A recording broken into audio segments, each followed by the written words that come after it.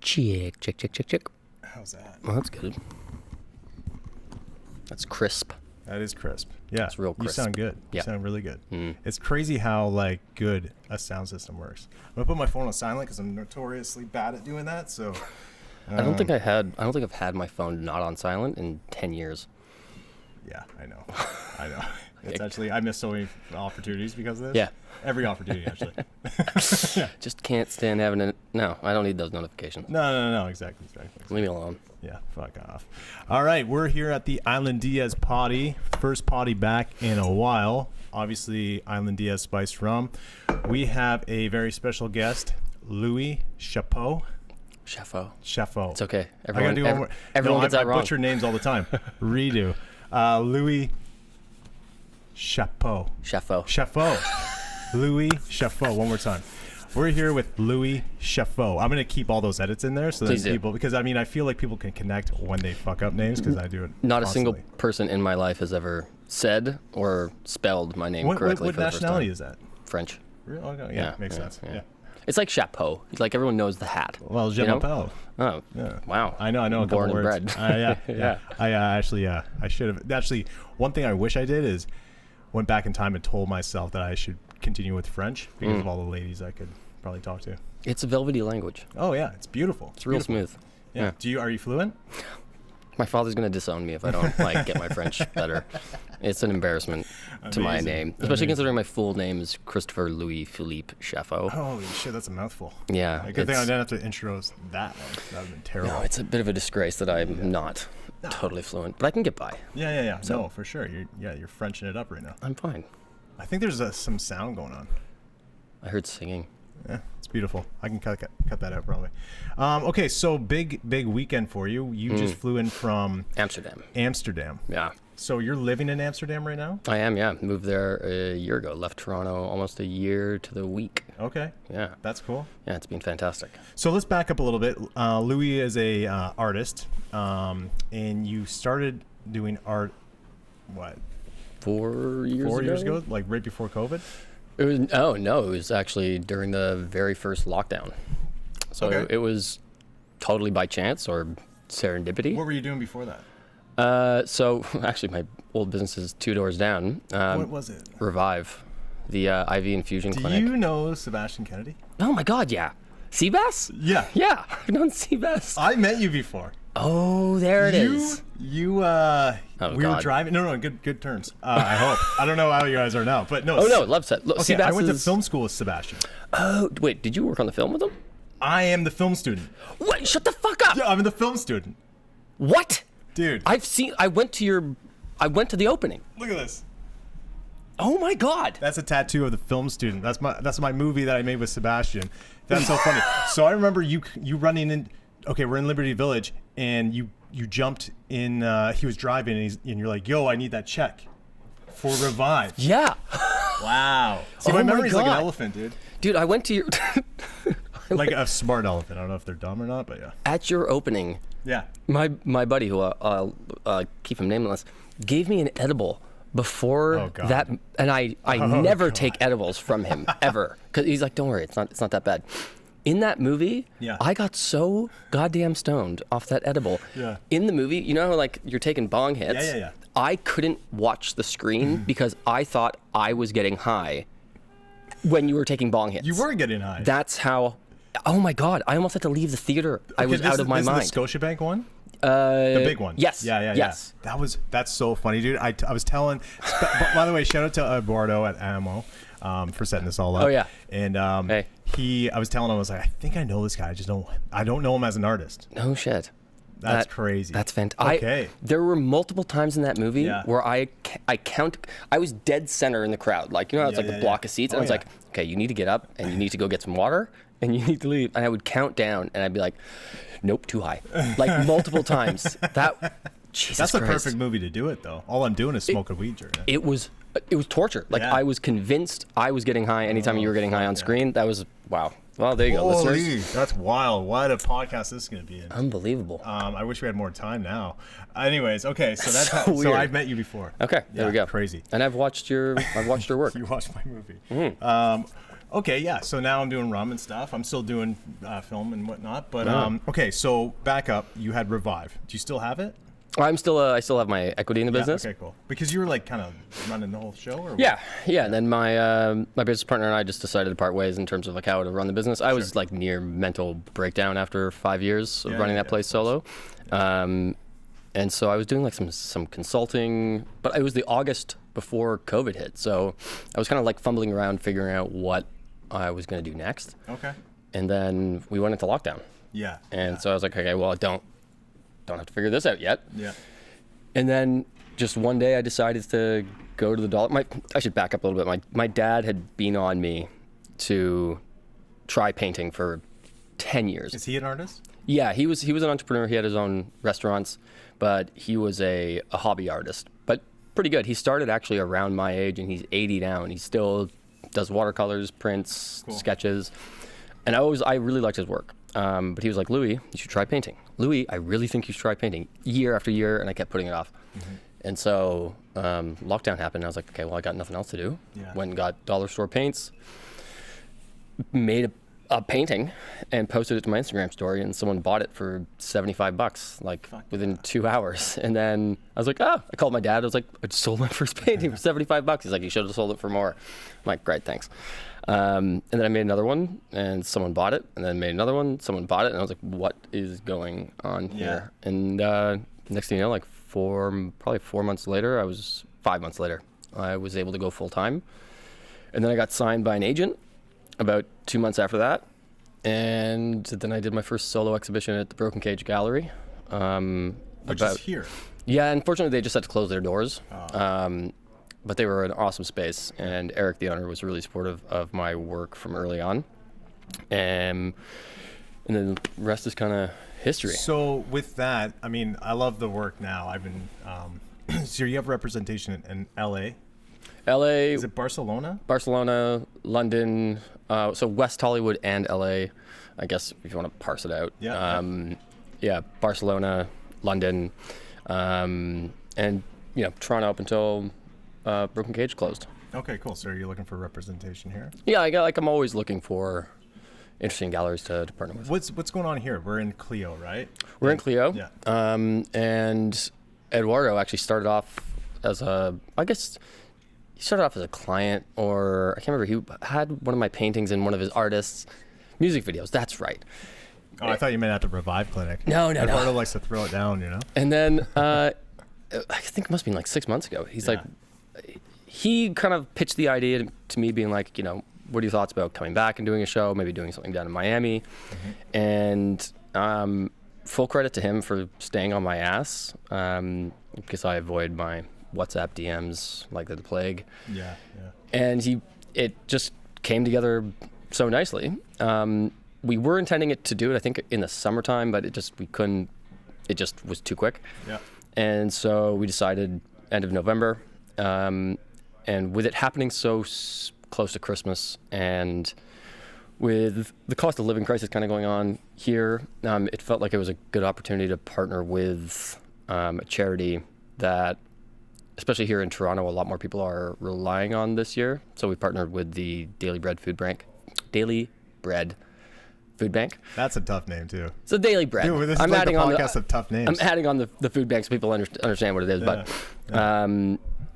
It seemed like we should try to give back as much as possible. So we partnered with them. So with your art, I mean, like looking at it, for me, my interpretation is fuck like Wall Street, basically. I'm getting a lot of that with a lot of the pieces. Which I love. Yeah, that is an angle you could take with it. Yeah. I kind of I paint the world that I see. Yeah. And I think if you look at the world right now, it's scary. There's a lot of greed, a lot of disparity, a lot of people suffering, and it's not that I always want to paint dystopian negative things about society, but it's just kind of what comes out. Well, I mean, within the last, I guess, once you started, they really have gotten rid of the middle class. Oh yeah, you know, like so it's we're all getting fucked. Yeah, totally. Yeah. We're all getting fucked. Oh yeah, for sure. But I do see that, and I mean that resonates with me because I'm following all that kind of stuff really closely, like almost too close. Yeah. Yeah. Well, it's funny. I would say like what happened during COVID pushed me very, very far left. Yeah. Watching everything that happened. Now, some of your listeners, I mean, people throw around like socialist and communist and have no idea what those words even fucking mean. And it drives me insane in the sort of like political discourse. But what happened during COVID and what we saw really kind of radicalized a lot of my political views. And I started reading a lot more literature based around not specifically that, but I don't know, an analysis of like the reality of how the world operates. Like I had a real sort of paradigm shift, and the veil sort of like fell down a little bit on, you know, the world that we were told about growing up just is not there. Yeah. It's just simply not. Yeah. Like it's a fucking fairy tale. No, for sure. And when I paint, it just, whether it's telling a story or getting some kind of message across or getting out some of my own frustration, that's kind of the messaging at the forefront of a lot of the pieces. Not all of the pieces, but it's definitely a common theme. Yeah, I mean, I saw probably 4 out of the 12 that I was looking at yesterday. That was like, oh yeah, holy. Yeah, some of it's pretty obvious. Yeah. Now, I mean, I used to paint a lot as a kid, like water. My mom's an artist. She's an artist, and then she's more into sculpting now. Yeah. Shout out my mom, by the way. Right on. She's got hit by a car like a week ago. She's doing really good. Shit. But like, get better. Yeah, get better. She is getting better, so we're pretty stoked. Jeez. Anyways, she's a sculptor. That's tough. I've always wanted to try sculpting. You should. Yeah. It's honestly really, really, really fun. But like, she's always gotten me into stuff as a kid, and then I haven't really done too much like as an adult, but it's something I love to get back into. And did you have anything as a kid? Like, did you ever? No. I mean, But your dad being an artist, right? Yeah, my dad always brought us around art. Like we would go back to France to visit my family, and we would be in England. My mom's from England, my dad's from France. Okay. Cool. So we would go back to see our extended family, and going to like the national galleries and things like that were always pretty common, and my dad always appreciated art. So I guess I learned a lot kind of through osmosis, just kind of being around it as a kid. And then, I mean, I had art class in school. I was not very good at it. Like I really wasn't. Did you like it, or Yeah, but only because like you kind of could sort of just fuck around. You know, it was like great. I get to doodle. Nice. Like take a break. Perfect. Yeah, totally. But I had like, it's funny. My brother did a beautiful painting. I remember he was like, he must have painted it in grade 8 or 9, and I remember thinking like, wow, he's like the artistic talent in the family. My God. Is he older? Yeah, he's 3 years older, but he's in finance. He's got the 3 kids, wife, beautiful family. Nice. I never suspected I had anything in me. I always enjoyed creative endeavors, like, but I liked art. I liked design. I liked fashion. I like interior design. I appreciated that stuff. But no, to think that I could actually make something out of myself as a painter. How do you grab a paintbrush and just start going? Did you have to like YouTube it? No, or, you just did it? Just did. Yeah, like and then you learn from that. Yeah, like you just, and I think there's pros and cons to learning the hows, because it's really easy to get discouraged if you can't do the hows as through the way that you're being taught. Yeah. I literally picked up some paper and some shitty paint and like dribbled it and like painted some other stuff and made it look nice. Yeah. But from going from that, and you went pretty quick too, to where you're at now. Yeah. It's pretty amazing that you're selling paintings for as much as they're going for it too, right? Like that's pretty fucking, that must feel really good. It does. It feels surreal. Yeah. It does. Now there's one piece that's going to be in this gallery that is going to be auctioned off, and it's going to be a collab with you and whoever buys it. Is that? No, so all the paintings are being auctioned off at this event. Okay. So it's a blind auction. Yeah. Sorry, I should probably fucking mention that. Let's talk about the event really quick. Yeah, so the event the event is going to be a blind auction. Okay. And so all the pieces are up for auction. Yeah. And one of the pieces though is going to be a custom commission. That's the Yeah. one I was So, talking about. Yeah. now- Elaborate on that one. Yeah. So, pardon me, I've been outside in the freezing cold. I learned my lesson early on, not to let the customer get too involved with the creative process. Yeah. So, like, if you like my work and you commission a work from me, I'm now at a point where I give you very limited access to sort of like, and some artists don't even do this. Like, it's like, you want to commission a painting? Great. How big? I'll be back. Yeah. If there's any colors you love or hate, let me know. And is there a general subject that you would prefer it to be on? And if I resonate with that subject, great. If it's something I am, ethically or morally opposed to it, I'm probably not going to do it for you. But that's it. And obviously the size of the painting. Yeah. But before, when I was coming up, I was trying to take anything that came my way. And people are like, okay, I want the image of this, and I want this image, and I want this image. And then it just looks like a bunch of fucking stickers on a canvas, and it's not me anymore. It's just... nothing to do with you. Just it's go like into painting someone's house. Yeah, just go into Photoshop and just drop some shit onto an image and go get it printed onto a canvas. And that used to suck my soul dry doing those. Yeah. So now it's, if you like my work, you trust me, this is the little input you get. And that's what's going to be up for auction. So. And how many pieces are up for auction again?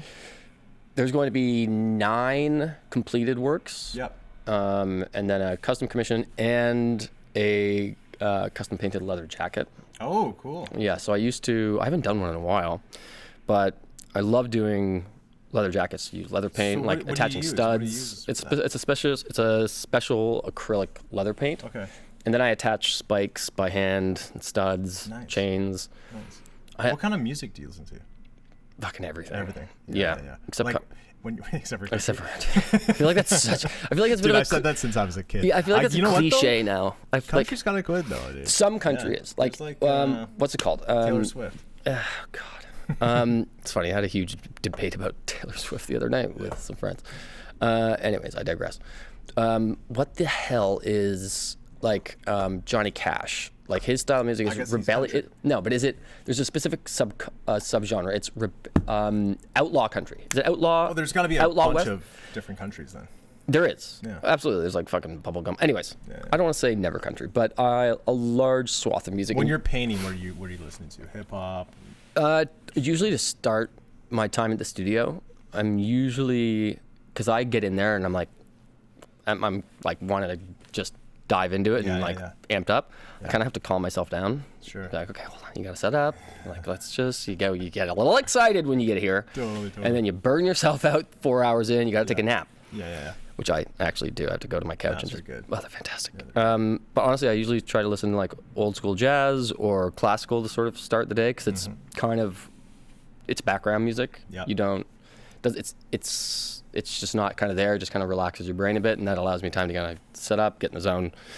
And then as I start painting, it's so dependent on my mood, what I'm painting. It's funny. Recently, I've started to not listen to anything. When I get not when I get stuck, but if like I really am trying to work through something on the piece. I mean, it could be any number of things. I've actually found just letting myself be with my thoughts, like having those external inputs coming in, and I blast music when I paint. Like your studio's huge too. Yeah, it's like a little soccer field. Yeah. So is that all yours?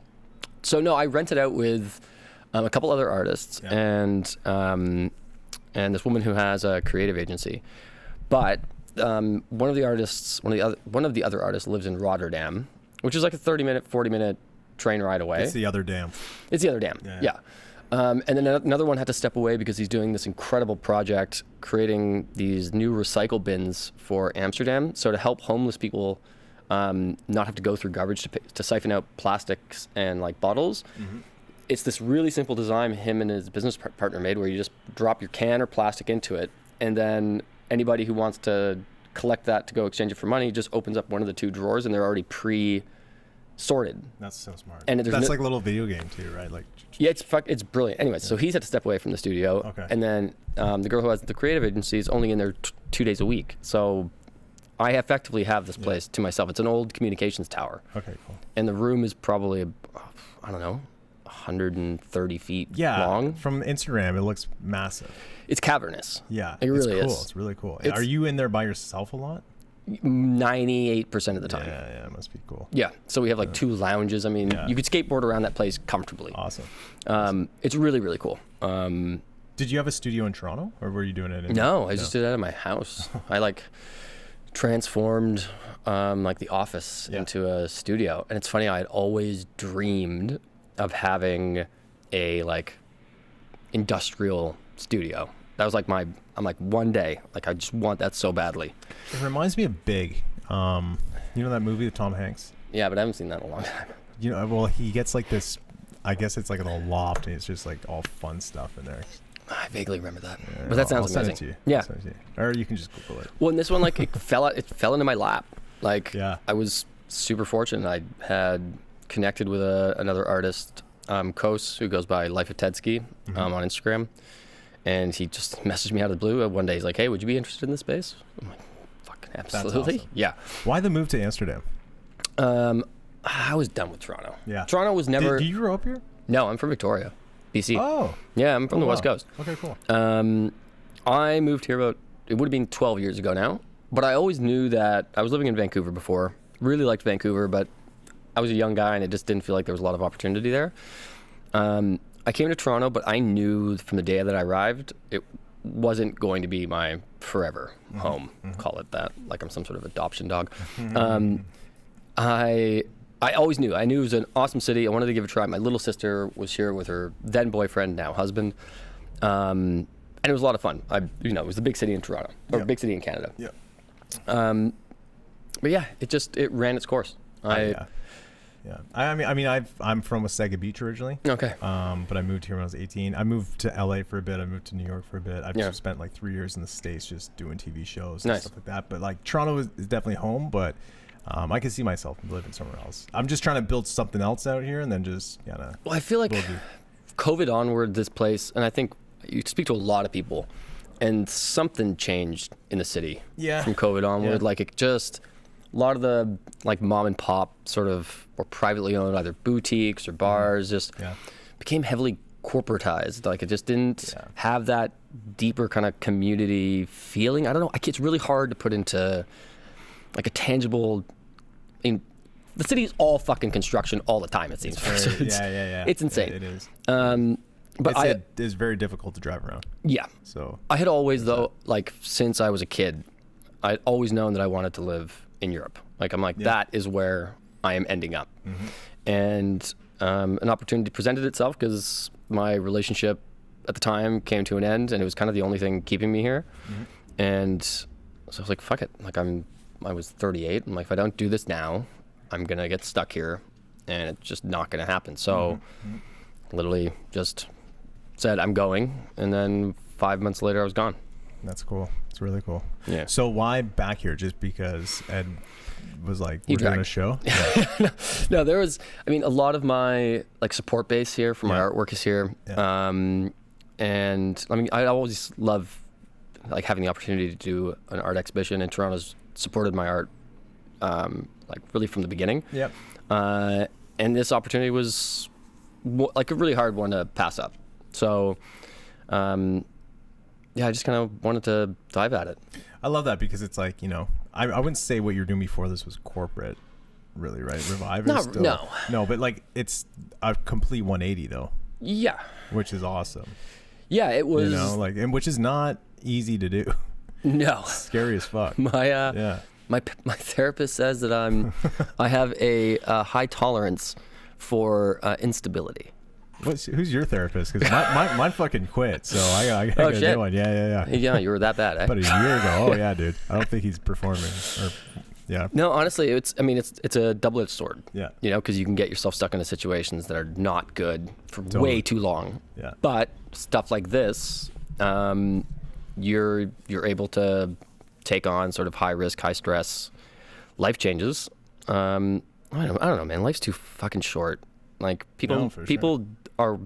we all kind of suffer from being scared of like our own mediocrity, and being scared of like what if situations when whatever it is you want to do, just honestly fucking do it, because I don't know, you don't want to get to the end of this road and have regrets. Yeah, we're gonna be wormwood or worm food. Yeah. At the end of this, so you know, life's getting worse before it gets better. Totally. So just do what you want to fucking do. So I did it, and honestly, I'm happier than I've been in a very, very long time. Yeah. Let's talk about therapy for a second. I really liked it. Yeah, I really liked it. So did I. Yeah. I gotta get back into that. It's been over a year. It feels like it's been last week. But I encourage everybody, if you can. The only fucking problem is it is so goddamn expensive. It was hard because I couldn't really talk through the mask that much. Because I had to go through. Wait, did you go in person? Yeah. Okay, so I did like over the I did like video call. Oh, okay, yeah. Well, I kind of liked it because then I didn't really have to tell him who I really was. You just hide? Oh, yeah. Yeah, just make up our entire persona. Dude, I was a millionaire. It was nice. good. Yeah, I was lying the whole time. But you could, it's a great way to practice your acting skills. It was amazing. I'm not even trying to be an actor, but now. No. You could run through a whole gamut of scenarios that were like, or personalities. Yeah, you know? no, for sure. I do miss it, though. I want to get back into it. But, I mean, I think, like, you know, making art is therapeutic in a way. It is. I think it's, no, I'll leave it at that. It is, trying to be an artist professionally full time is the hardest thing I have ever done. Yeah. The single most stressful, at times gut wrenching, like all consuming, exhausting thing. But it's like at the same time, it's like so incredibly intrinsically gratifying and satisfying, and it might be all of those negative things, but it's totally worth it. It's like you're okay being that stressed. You're okay being that exhausted, because it's the greatest fucking thing I've ever done. Yeah. It's not for everybody by any stretch of the imagination, but that isn't to mean like everybody needs to try being creative in some aspect of their day. Honestly, it just scratches something deep in your brain. Yeah, I want to know who's calling. What up? Damn it! It's all good. It's funny. Okay, so I mean, my main thing is I want to plug this the show as much as possible. So maybe this is a good second to do that. I haven't even said the goddamn name of the show. Say it. Yeah, it's say it now. This is the perfect time. Trapped in Wonderland is the name of the exhibition. Trapped in Wonderland. Trapped in Wonderland. Yeah. Yeah. It's kind of self-explanatory a little bit. Yeah. It's a collection of new work, some never before seen work, and I think it's arguably my best work. Yeah. Okay. Cool. And it's this Sunday. This Sunday. Yeah. Where? 2 to 5. 2 to 5. Here at Clio. It's in partnership with Art Brunch and Art by Toronto and Cultio and AMO Talent Management. Shout them all out. Yeah. I'm surprised I remember all of that. That's good. That's really good. Your memory's good. No, it's not. It's gotten so bad lately. Yeah. If you're suffering from really bad memory loss, you're not alone. Drink Island Diaz. It'll do something. Perfect plug. I mean, at least it'll help numb the pain. Totally. Here's a random question. Like, how do you price your art? Is that someone bought it for some amount and you're like, you know what, maybe that's my price now, or is that my rate, or is it kind of okay? Because that's something that like I don't even know how to, as a director in film. Yeah, I know my rate, but like starting out, I didn't. You know. Well, yeah, starting out, it's kind of tough. Yeah. Because when do you make that transition to be like, I'm worth this. This is what, and no one's going to say that I'm not. I'm not going to do anything for free. Because a lot of people will be like, oh, just give me this or give me that. And so you're my buddy. Do you got a lot of buddies trying to get stuff?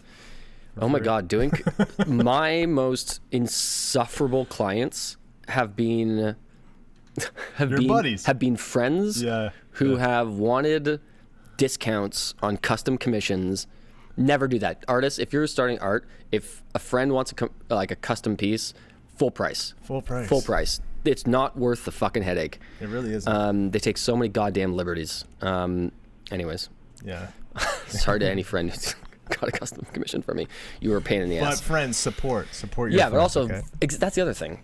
That's another road we can go down. What was the question? I got completely derailed. How do you price your art? Yeah. Starting off, that's a hard one. Yeah. As in, like, brand new artist, you kind of have to be a little bit modest. I think most emerging artists underprice their work. All of the galleries that represent me think when I started conversations with them, were of the mindset I'm pricing my art too low. So now it's mostly the galleries that I sort of collaborate with on the pricing, and they help set the market for my pieces. It's kind of I don't have like a standardized price. I have a general, like for 50 by 50s, I have a general price. Bigger, smaller. It's a sliding scale. So the Island Diaz promo code will not work for 25% off, right? No? Okay. No, so no. Guys, X that. Do not put that on the bottom here. You could try. Just like deletes your internet. Yeah. So yeah, I mean, it's I don't know, it's a bit of a fucking crapshoot. Yeah, for sure. I mean, I've always been kind of interested in that. Though, Well, right? like some artists are like really strict. Some of them are like, it's $1.25 per square inch. Yeah. Okay, that makes sense. Like some artists will do that. Okay. So it's regardless of how big, it's 50 by 60, that you can give any measurement, then they have an exact price for it. And that is a very responsible way. Did anyone like take you under their wing at all and help you out, or did you? My dad. Okay, your dad. Old Papa Chapheau. Yeah. I owe a huge debt of gratitude to. He was my mentor at the start. In fact, when he saw, one of the best things he ever said to me was, it was like my second painting, and I showed it to him, and he goes, "Louis, I gotta say, it takes really big balls to paint the way that you paint," which I thought was like one of the greatest things he's ever said to me. He's like, it's just because he's seen your balls as a kid. Yeah, exactly. Yeah. There you go. Had to wash my balls at some point as a kid. Where the fuck was I going with that? God damn it. He said you had big balls. For but why was I bringing that up? Because he's a mentor. Oh, right. See, memory loss. Dude, it's all up here. It's been long. I'm fucking jet lagged. I flew in 2 days ago. Yeah, that's. I haven't really I speak to other artists who are kind of going through the same thing. I try to read up on, sort of industry leaders like. But I haven't had in film, like everyone's kind of like close knit, like like I'm not. Everyone wants to like give each other tips and tricks. And dude, stuff. It's brutal. Yeah, okay. So it's the same type of thing. Yeah, as a painter, like I have found there, especially in fucking Toronto. Like there's not a supportive arts community here. It is a dog eat dog, just juvenile, competitive mindset. It's ridiculous. Like people only want to see you succeed to a certain extent. For sure. I think that's with a lot of different things, right? Like across the board. I think it's human nature in a lot of ways. But I think unfortunately, it's for something like painting, where even if you could be a totally different genre from another artist, like you just don't get. There should be way more community support, and there isn't. It's really sad, and I think it makes it a lot tougher for people that want to either get into this industry or stay in this industry or find success in it, because it's already very mentally tough, like putting yourself out there with these creations, and it's a very vulnerable act. Yeah. And then when you don't find or get support from those doing things similar, it's a little weird. I mean, frankly, I don't. As much as I want to criticize it, you can't also give a shit if other artists don't support you. Like, who fucking cares? Keep doing your thing. I think we have like 9 minutes left, and I got 2 things. One thing I really want to ask you about is, have you done any NFTs? Or did you? I have. I got into it, and I was like, I had some pretty good success during it. Yeah. I dabble in and out now, but like, what's your thoughts on that? Would you get into that? I made so the entire premise of NFTs to me is kind of bullshit. If I'm being perfectly honest, like it's a fucking JPEG that you can right click save as, and now I have your precious NFT. Yeah. And like, great. Well, it's on the blockchain. Well, I still have it. Like I just, anyways. Yeah. All that is to say, there was a fucking gold rush. Oh yeah. Like of just unimaginable proportions. Dude, it was wild. And I made a couple. Yeah. And I partnered with this guy to put it on OpenSea, and I was like, fuck it, fine. Like, who cares? Nothing really ever came of it. But you only have to look at 97% of NFTs now are absolutely worthless? I don't know the stats, but probably. Yeah. I'm going to say maybe. They combed through, I think it was like 10,000. Did it. Like, fuck, who did the report? Like all of the Bored Ape Club. Like people I don't even want to know. People bought them for fucking millions. They are now worth zero. Yeah. Do you think it's going to come back? No. No? No. Ooh. It's getting hot and heavy right now. Well, I think, a couple things. Yeah. If you look at where quantum computing now sits, like we're on the cusp of like the blockchain security being totally obsolete. Yeah. Like quantum computing is going to be able to pick it apart, take everything you own, and that security is gone. What does this mean for people that don't know? Me. Oh God. So just like a 3-sentence answer. Okay. That's impossible. Quantum computing. So computer calculations or programming is all ones and zeros, right? Yep. Ones or zeros. Yep. Quantum computing can be 1 or 0 or something in between all at the same time. So it's like billions of times more powerful than the computing that we currently have. Okay. Which means like security, any sort of encryption is going to melt away in the face of this computing power. That's like a really shitty 1 million foot description of what it is. But it's coming along way faster than we anticipated. And so the blockchain and all of the digital currencies, there's a real threat to all of that. And so, no, I don't see, I mean, and that's sort of an aside. I think there was an interesting opportunity with NFTs. I think there were way too many fucking Ponzi schemes and just bullshit. Definitely like an easy way to wash money. I mean, art is also an easy way to wash money too. Totally. But like, I mean, it was the ultimate. It was, yeah. Now, if it makes a comeback, would you see yourself getting into it, or you're trying to keep it more traditional? It's just not my medium. Yeah. Like, there's ways that you can transfer one to the other, but I've never been attracted to it. Yeah. I mean, who's not attracted to money? Let's be I was frank. doing it, but I was making them more like I was using like video side of things. Yeah. It was like, it wasn't like repetitive GIFs and things like that. Yeah. And there were some like genuinely incredibly designed like short videos, and that's cool. But but like, I guess when it is just like a static image, I think it might come back the second that we are all like just incubating bags of flesh, living in a total virtual reality world, which might be within the next 50 years. Because I think that's like when our world stops being our world and we actually do need to furnish our virtual prison with art. Sure. Yeah. Then I'm sure they'll come back then. Dude, you might want to be a podcaster. You got a good voice. I hate my voice. You hear it? I mean, you can hear it, right? I can hear it. Perfect. Yeah. Oh, well, thank you. Yeah.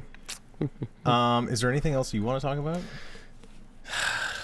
I mean, we don't have the time. Yeah, I know. Do we, though? Anything we should mention? What time is it? Who are you dedicating this to? Oh, yeah. Oh, yeah. Let's talk about that. What's that? 10 minutes. Okay, cool. It's going to take me like 20 to... Yeah, okay. I'm dedicating... So, I'll make this quick. So I left Canada a year ago, and I had a little dog named Kevin. He had no eyes. He had deformed legs. He was a rescue from Egypt. His name was Meat Brick. Like, he couldn't run. Like, he was... So he was born with no eyes? Or just... Yeah. Was it That was him. He had no eyes. So no, he wasn't born with no eyes. He had them removed when he was 3. He lived in an open-air dog kennel in Egypt with like 700 other dogs. He was rescued from there, brought to Canada.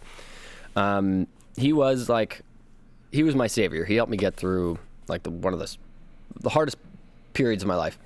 Anyways, when I left to Europe, he was going to be brought out to me.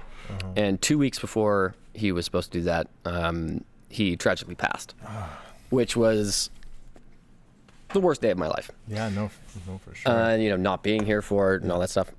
Anyways, Kevin, aka Meat Brick, aka I also called him Kevin Keller because he was like kind of deaf and blind. Yeah. But he achieved so much.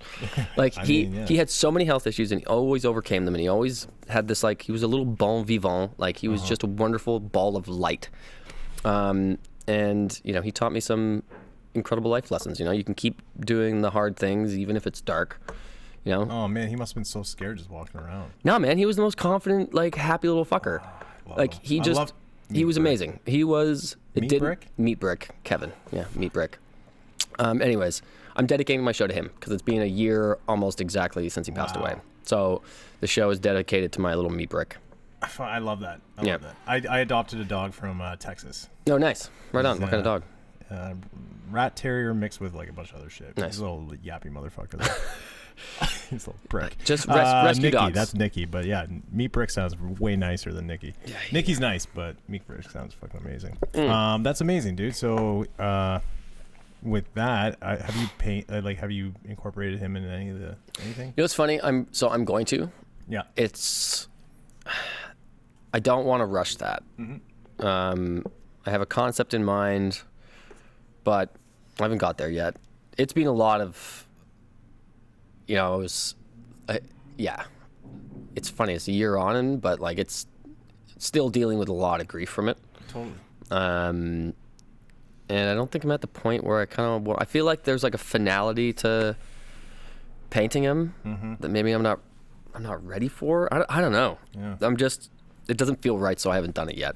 Damn, dude. But it is something I'm going to be doing. I'm going to get a tattoo with his ashes, and I'm getting a whole fucking thing. You're pretty tatted up too, yeah? Yeah, I got a bunch. I need a lot more. Do you ever tattoo? No, you know, that's actually one thing that I've been really interested in doing. Yeah. However, if you see my paintings, like I just beat the shit out of my canvases. Yeah. I'm not much of a precision guy. Yeah. And so I would love to do tattooing if people want a messy fucking thing on their body that I kind of just like, oh, I fucked that up. I'm just going to add some blue over that. Dude, people pay good money for that. I can't, like, I've been into, I was an amateur tattoo artist for a bit. Really? Yeah, you want to see it? You gotta take off your pants? Yeah. Okay. It's like not fully, but. Oh, he's actually taking off the pants, ladies and gentlemen. Oh, right on. I was 18. Nice. Yeah, I was in jail. I've always just casually throwing that in there. I was in jail. Stick and poke. I was doing a dime way back when. The mean streets of Wasaga. I feel like you would be a really good tattaoo artist. I feel like I would not. No, okay. Like I love the idea. Yeah. But I don't know, sitting still like that. Yeah.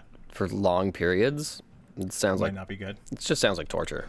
Yeah, you gotta listen to someone else too. Oh my god, that's the other fucking thing. Like, I do not deal well with people talking to me when I'm working. Leave me the fuck alone. Oh, dude. Like, I like to get into my zone, and if I'm not painting, I'll entertain you for 5 minutes. But I am very much a what's it like for? Like I'm a hermit type of painter. Like, okay. I don't. It's nice having someone else kind of around, just having other energy around you, but talking to me. No, and that's why I don't think I'd ever like kind of painting live at events. I feel like there would be that's gonna be a lot, man. Well, my paintings are too layered for it. Like I can do I'll do a painting in an hour, but I won't be satisfied with it. I came up with like a lot of graffiti artists, and like that seems even fucking kind of scary. Graffiti art? Yeah, man. That takes a whole lot of fucking like a whole other danger.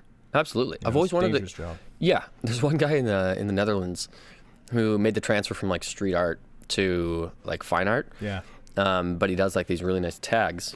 He's like, I was telling my friend, he's like, yeah, I at the 30,000 euro mark of fines, he's like, I decided it was time to maybe stop. But okay, so my boy is Birdo. Do you know who Birdo is? I think I've seen that tag. Actually, I think his artwork's right there. But he was a graph guy, I think. But now he's like, not graph. I guess he's like a guy that gets paid. But how do you not get arrested, Birdo? I think you do get arrested. I think you have to, like, as a... Or where's his thigh tattoo. I mean, that's true. Yeah. Or at least like a teardrop or something like Something. that. No, I feel like. But like, how do you make that transition from going illegal to legal? Like, wouldn't the cops be like, "Oh, that's your tag. Now you're okay. Now I gotta pay for it, but I'm just gonna arrest you." Anyways, big show, man. Big show. I might drop by. I want to, but we'll see. Yeah, if you can't, no big deal. No. Yeah, it's okay. How long are you here for? Not long. I leave the 28th. Oh fuck! Yeah, In and out, eh? I literally got in 2 days ago. Are you gonna go to Vancouver or Victoria? No, God, no. No, I'm in and I'm out. Yeah, back to Amsterdam. Yeah. Do you think it's the best of the dams? Amsterdam? Yeah. I would Rotterdam sounds kind of good, but it sounds kind of rotten. Rotterdam got bombed to shit during the war, so it's a much more modern city. Yeah. Amsterdam was spared; they didn't bomb it, so it's still all its old charm. What about? I feel like you would do really well in Berlin. Being to Berlin, you like it? Yeah, I like it. Berlin, yeah, I like it. I mean, I went for New Year's with my sister and her fiance and a bunch of our friends, and it chewed us up and spat us out after 7 days. Yeah, as it should. I think Berlin's awesome, but did you go to Revive after? I should have. I'm pretty sure I got home and probably did that. Yeah, Berlin's an awesome city, and it's great for artwork. Yeah. Cool. All right. Well, that is it. Unless you want to plug anyone else here.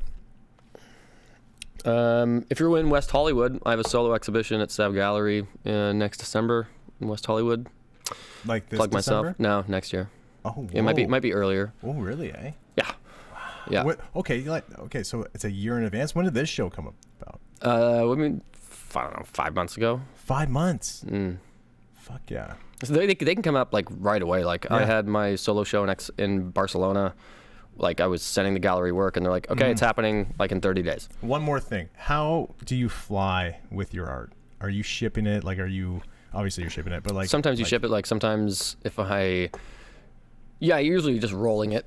So do you go to the airport with it and be like, "Hey, this is oversized, but don't fuck it up"? So no. Sometimes this was a bit of a time crunch, and I did not trust shipping. So I folded them and got like a huge piece of luggage and put them in my checked bag because I did not want. You can fold a painting; it's fucking acrylic, so it's very flexible. And you just when you get home, then you just pull them apart, and you got to iron the back a little bit to get the creases out. And it's totally fine. But usually you roll them up in a tube, ship them, or they're pre-stretched and you're shipping them wrapped in bubble wrap and things like that, and making sure they're all good. But do you have to pay for that, or does someone else? Yeah. Being an artist is not fucking cheap. No. There's a lot of upfront costs. Yeah, totally. So that's the other thing, kids. Like, if you can make it big, but until you get that point, you're dropping a lot of coin into this. For sure. It's worth it though. Totally. And then, I mean, in the next like 5 years, where do you see yourself? I don't know. A weird question. Sometimes I don't really have like making better art. Oh yeah. That's like I really am still in Amsterdam, or do you want to like travel around? Amsterdam's a really good home base. Yeah. Amsterdam is safe and beautiful and chill. Dude, I've never been, but it looks beautiful. It looks safe. It's a fucking fairy tale. Yeah. It really is. Okay. Cost of living's like it's cheaper than Toronto, but it's still relatively high. But as a major capital city, it's fucking paradise. People ride bikes a lot there, yeah? Everywhere. That's all you do. Because like nothing's farther away than 15 minutes on a bike in the whole of this fucking city. Okay. How big is the city? How many people? It's like just under 1 million. Oh, really? It's not very big. Okay. It's expanding, but it's just clean, safe, amazing. People don't mind that like they're paying taxes because like they see where the taxes are going. Yeah. Like homeless people have like proper care. That's nice. There's an incredible healthcare system. Like just a lot of good stuff about it. That's awesome. Yeah. All right. Well, that is the Island Diaz Poddy. And do you want to just plug your socials so people can know where to follow you? Oh, yeah. Haven't said that once this whole time. This is the time to do it. It's at Your Turn Don't Fall. On all one word. No punctuation. That's all. Jesus. At Your Turn Don't Fall. And he didn't fall. No, ma'am. No. Not today. Not tomorrow. All right. Thank you guys so much for listening. Sunday, November 26th. 2 p.m. Yeah, what's the address here? King in Portland. Clio Lounge. Just try to find us. Yeah, you'll find it. But it's already sold out though. So no, there's something. Well, we had to open up more tickets. Why? Because there was a fuckload of demand. So, like, I mean, but where are you gonna put the people? I don't know. Find out. Stay tuned. Sunday. Yeah. If you have got a ticket, don't forget to bring a non-perishable food item. Yeah. Or else I will not let you in the space. Everyone's got to bring it. He's my colleague's mouthing me something I cannot understand. So we're just gonna. I know sign language. We're just gonna. What? The raffle. Oh yeah, there's gonna be a fucking raffle for a little piece of my art, but that's not really? That's not why you should be bringing in a piece of non-perishable food. But there will be a raffle for something, and the winner will find out. But it's a pretty good incentive. Sure. Yeah. These things are going for quite a bit of money. So bring as many pieces as you can, ladies and gentlemen. It won't increase your chances, but out of the good of your heart, you should. Yeah, just bring 10. Yeah. All right, cool. Okay. Boom. Cut.